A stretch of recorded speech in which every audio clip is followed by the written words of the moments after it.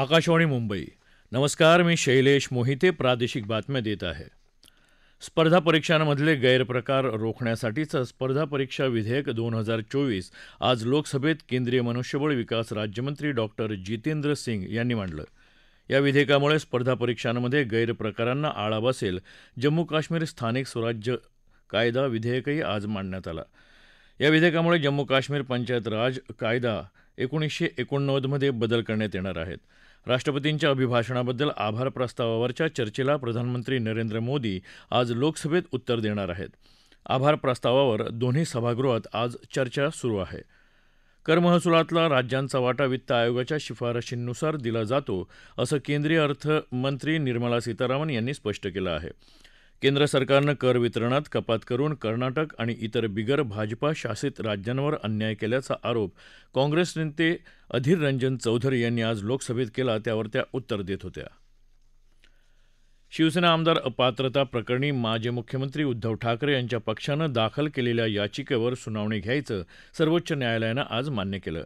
विधानसभा अध्यक्ष राहुल नार्वेकर यांनी या प्रकरणी शिवसेनेच्या दोन्ही गटांनी दाखल केलेल्या अपात्रता याचिका फेटाळल्या असून मुख्यमंत्री एकनाथ शिंदे यांचा गट हीच खरी शिवसेना असल्याचा निर्णय दिला होता.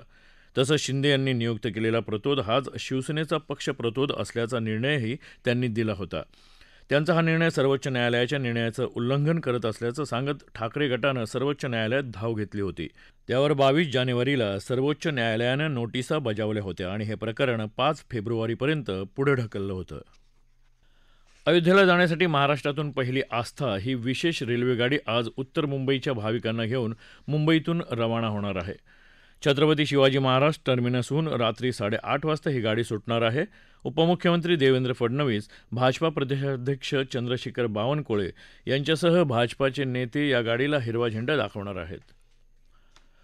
अमेरिकेत लॉस एंजेलिसमध्ये झालेल्या 66व्या वार्षिक ग्रॅमी पुरस्कार सोहळ्यात आज भारतीय संगीतकारांनी 5 पुरस्कार मिळवले आहेत. प्रसिद्ध संगीतकार आणि गायक शंकर महादेवन आणि तबलावादक झाकीर हुसेन यांच्या शक्ती या बँडला धिस मोमेंट या अल्बमसाठी जागतिक अल्बम श्रेणीमध्ये पुरस्कार मिळाला आहे. शिवाय झाकीर हुसेन यांना पश्तो या अल्बमसाठी आणखी एक, तर प्रसिद्ध बासरीवादक राकेश चौरसिया यांना 2 ग्रॅमी पुरस्कार मिळाले आहेत. कृष्णा मराठवाडा सिंचन प्रकल्पाच्या दुसऱ्या टप्प्याअंतर्गत धाराशिव जिल्ह्यात तुळजापूर, उमरगा, लोहारा या तालुक्यांना 2 दशलक्ष घनफूट टीएमसी पाणी देण्याची योजना सध्या वेगानं सुरू आहे. आतापर्यंत 70% काम झालं असून हे काम मेच्या दुसऱ्या आठवड्यापर्यंत पूर्ण होईल. जून-जुलैपासून प्रत्यक्ष पाणी उचलण्याचं काम सुरू होणार आहे. तुळजापूरचे आमदार राणा जगजितसिंह पाटील यांनी ही माहिती दिली. श्रोतेहो, आकाशवाणी मुंबईच्या प्रादेशिक वृत्त विभागात काम करण्याची संधी अनुभवी पत्रकारांना उपलब्ध झाली आहे. newsonair.gov.in/vacancies या संकेतस्थळावर editorial executive, news reader cum translator @Akashvani Mumbai या अंतर्गत तुम्हाला यासाठीची जाहिरात पाहता येईल. या पदासाठी अर्ज करण्याची मुदत येत्या 8 फेब्रुवारीपर्यंत आहे. सोलापूर जिल्हा परिषदेच्या वतीनं आयोजित करण्यात आलेल्या दिव्यांग विद्यार्थ्यांच्या जिल्हास्तरीय क्रीडा स्पर्धेला आज सुरुवात झाली. 2 दिवस चालणाऱ्या जिल्हास्तरीय क्रीडा आणि सांस्कृतिक कार्यक्रम स्पर्धेसाठी विविध शाळांमधल्या जवळपास 1000 दिव्यांग विद्यार्थी सहभागी झाले आहेत. या स्पर्धेच्या उद्घाटनाच्या वेळी नागपूर इथल्या राज्यस्तरीय स्पेशल ऑलिम्पिक स्पर्धेत सुवर्णपदक विजेत्या NK अहमद, बाली चामना, सचिन काळे आणि महादेव काळे यांचा सत्कार करण्यात आला. फॉर्म्युला भारत 2024 स्पर्धेत इलेक्ट्रिक वाहन प्रकारात IIT मुंबईनं प्रथम क्रमांक पटकावला. देशभरातल्या 42 पथकांनी या स्पर्धेत सहभाग नोंदवला होता. विशाखापट्टणम इथं झालेल्या दुसऱ्या कसोटी क्रिकेट सामन्यात भारतानं इंग्लंडवर 106 धावांनी विजय मिळवला.